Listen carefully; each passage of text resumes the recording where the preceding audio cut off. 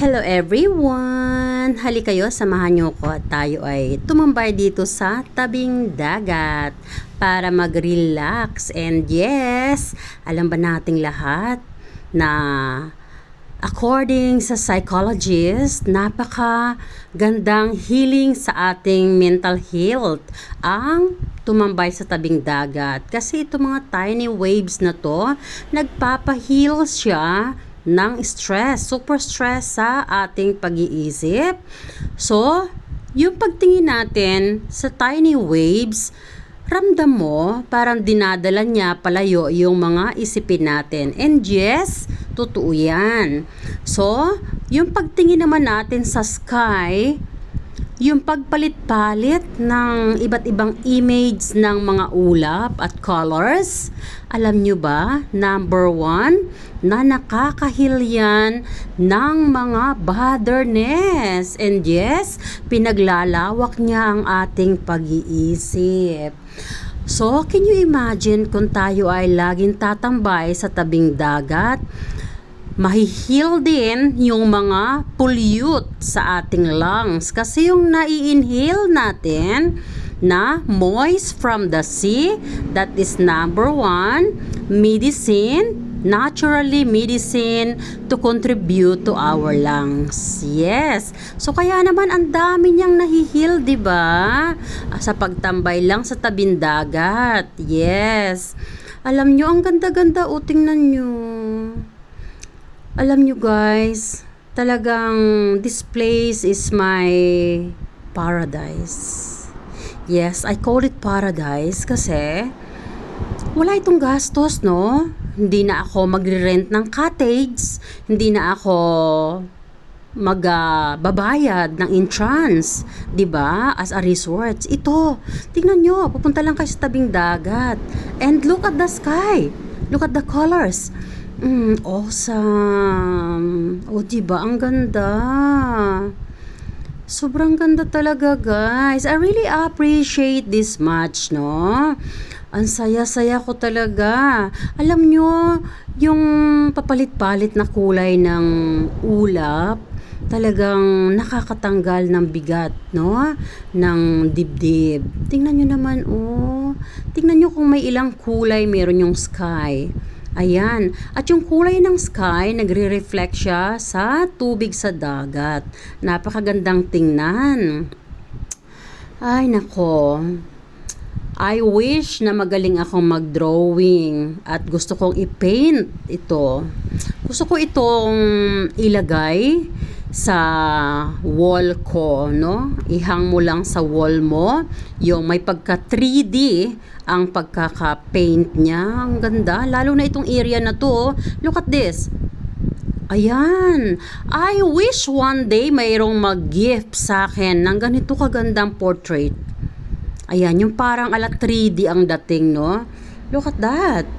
Ang ganda. Super ganda nito. I feel so blessed, no? Na nakakakita ako ng ganito kagagandang tanawin. It is free. It is God gift to us. Yes. Praise the Lord for this amazing gift. It is free from natures. It is God creation. Praise the Lord. Thank you, Lord. We love you so much, Lord Jesus. Yes.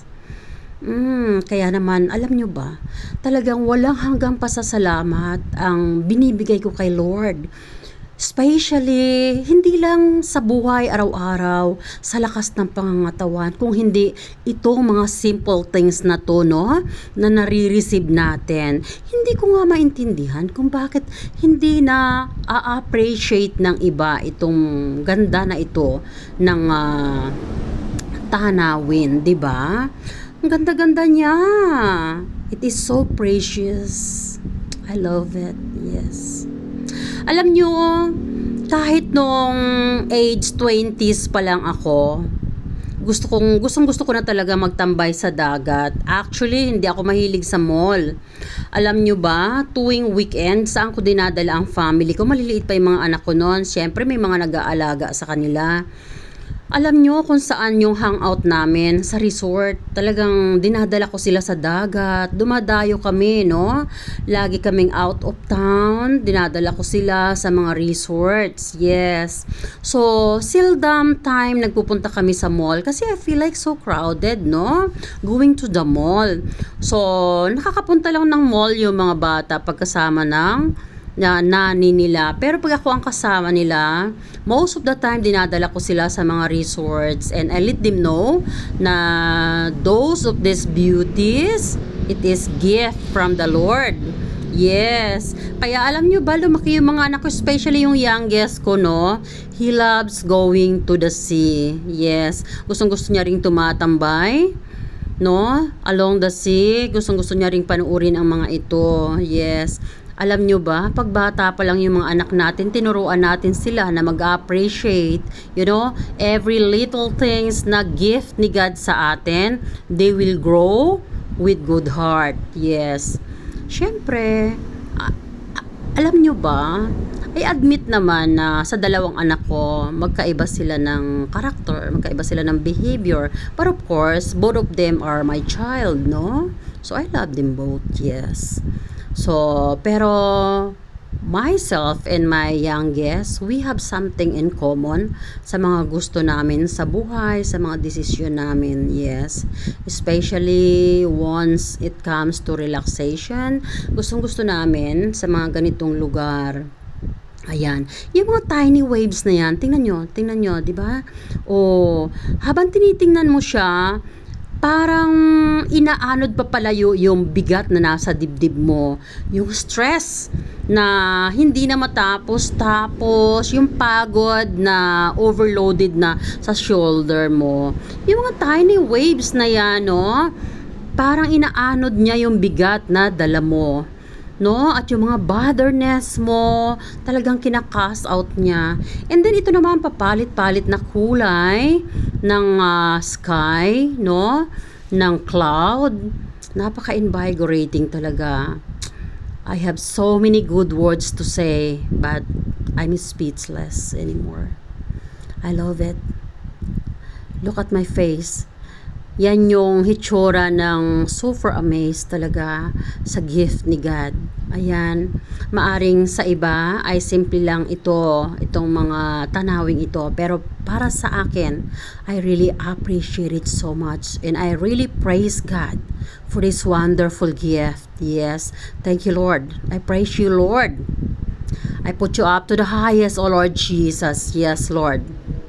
I glorify you, hallelujah. Yes, Lord Jesus. Yes, Lord. I honor you, Lord, because you alone deserve the glory to be praised. Hallelujah, Lord. Yes. Alam nyo guys, pagkatapos dito, magpipick up ako ng corn dahil mayroong binibigay sa akin yung isa sa mga natulungan ko sa palengke na pangbili ng bigas niya. Ayan, so nakita ko siya kanina along the road. Sabi niya may bibigay siya sa aking corn at mga gulay-gulay. So ayun, so sabi ko wait lang, punta lang muna ako sa dagat. So kaya si Tita Wena pagkagaling dito sa dagat ay ayan, ito na nga. So ito na nga yun, yung binigay nung tinulungan ko na bumili ng bigas. Halika, let's take a look at this. Daming mais at sticky corn yan guys, freshly harvested. Praise the Lord. Ang bait ni God, no? Alam nyo guys, wag tayong mag-stop na maging mabuting tao, no? Sa mga taong nangangailangan. Kilala man natin sila o hindi, kamag-anak man natin sila o hindi. Basta meron tayong kunting excess money, tulungan natin sila. And God will return it back to us the goodness. Yes. Alam nyo po ba, yung nagbigay sa akin ng mais na to, nakita ko siya sa palengke habang ako ay bumibili ng oil, this same place doon sa bibilhan niya dapat ng rice, which is wala na pala siyang pera kasi nabili na niya ng ilang groceries. And then she realized, ay wala na pala akong pera, bibili sana ako ng rice. Tapos napatingin ako sa kanya, parang hinaplos yung puso ko kasi Alam nyo guys, nanggaling ako sa sobrang hirap na buhay. Promise. Yes. Habang ginagawa ko ang vlog na to, habang sinasabi ko to sa inyo, nagtitiri ay ako kasi ramdam na ramdam ko yung hirap ng babae na yon. And then, open arms, nilapitan ko siya at binulungan ko siya. Sige na, kuha ka ng bigas. Ako na ang magbabayad. Kukuha lang sana siya ng 1 kilo. Sabi ko doon sa tindera, sige te, bigyan mo na lang siya ng 3 kilo. Alam nyo ba? Halos yakapin niya yung tuhod ko. At ito pa nga, meron pang Senyorita Presley Harvest din. Di ba bagong tiba? Ang galing, praise the Lord. Alam nyo, habang tinatanggap ko, tumutulo ang luha ko. It is a thirst of joy. Yes. Ayan, ang saya-saya ko talaga. Ayan, tingnan nyo, Presley Harvest siya na senyorita at ang lalaki niya siya yung first class na senyorita, hindi siya yung ordinary na senyorita. At mayroon pang iba yang kasama. Ayan tingnan nyo, mayroon siyang onion leeks. Onion leeks ba yan? Alam nyo guys, napakababa ng puso ko. Mukha lang talaga akong maldita, no? Pero once it comes helping people, siguro kung naging mayaman lang ako katulad nila Sharon Cuneta, nila Ivana Alawi, nila Tony Fowler, siguro mas marami akong matutulungan. Kaya lang, alam nyo na, beginner vloggers, and then hindi pa naman ako kumikita. Ayan, ito may tanglad pa tingnan nyo di ba? So tamang-tama dahil nauuso na naman ngayon ang flu. So lalagain ko yan guys. Napakagandang antibacterial ng tanglad guys. And then pampababa na rin yan ng cholesterol. At the same time anti-cancer. So mapanatiliin natin na maglaga ng tanglad, no? Gawin nating tea. So ayan, balik tayo dito sa ating corn. Ayan, actually I'm so excited, no? Ayan. So alam nyo ba, buti na lang nilagyan niya ng balat, tinirahan niya ng balat, saka buhok. Ayan, Alam nyo, hindi ko natatanggalin yung balat na yan at saka buhok. Huhugasan ko lang yan. Kasi Presley Harvest naman Ayan, diba? Fresh na fresh siya. Huhugasan ko lang yan guys. Kasi yung buhok at balat na yan, gamot yan guys sa ating gallbladder. Yes. Ayan. Tcharan! Nalaga na nga natin yung ating mais. I'm so excited to. Nyam, nyam, nyam. Nyam, nyam, nyam, nyam, nyam, nyam. Nyam, nyam, nyam. Nyam, nyam, nyam. Guys, alam niyo ba? Ikaw na nanonood, sana malapit ka lang sa akin, bibigyan kita. Ayan, ang dami-dami kaya. Ang sarap. And I'm so excited. Napakainit pa niyan. Pero alam nyo ba, gusto ko nang kunin talaga yan. At gusto ko nang baltan. Gusto ko nang nyam-nyamin talaga yan. Yes. At syempre, ito na nga yung ating pinaglagaan, no? Ayan, so iinumin natin yan. Ayan, halika na. Tayo ay magnyam-nyam na. Magnyanyam-nyam na tayo ng biyaya ni God. Ayan. Yan po ay balik na goodness ng ating Panginoong Jesus. Sa bawat pagtulong natin sa kapwa, lagi nang may nakalaan na ibabalik na tulong sa atin ang mahal na Panginoong Jesus. Kaya wag tayo mag-hesitate na tumulong sa ibang tao, kamag-anak man or hindi. Once na mayroon tayong excess, let's help. Yes. Dahil si God na ang bahalang magbalik ng goodness sa atin. Ayan, halika na at inumin na nga natin ito. Ayan, actually sobrang init pa niyan. Ayan. Jaran! I'm excited. I'm excited. Kainan na. Alam nyo guys, yung aking growing boy ay busy sa paglalaro ng games. So tinatawag ko siya, sabi ko sa kanya magmerienda kami ng mais. Sabi niya guys, busog pa siya kasi ginawan ko siya ng sandwich kanina. But actually kanina pa yun, no? Alam ko, busy siya sa paglalaro. Kaya ayaw niyang bumaba. Andun siya sa second floor. So ako na lang ang kakain dahil excited na ako. Yes, sobrang init naman nito. Hindi ko siya mahawakan, guys. Sobrang init. Kaya ayan. Tusukin natin ang chopstick. Ayan ang mais na china-chopstick. Nakakita na ba kayo ng mais na china-chopstick? Ayan, sobrang init kasi. Dapat may clam ako, no? Panghawak nitong mainit na ito. Yes. Actually, mayroon naman ako. Kaya lang, tinamad na akong kunin sa cabinet kasi huhugasan ko pa, idadry ko pa, and then ikikip ko na naman. O, diba? Yung chopstick andito lang sa lalagyan ng kutsara. O, diba? O, ayan. Magnyam-nyam na si Tita Wena. Ayun. I am so excited, mga guys. Look at that.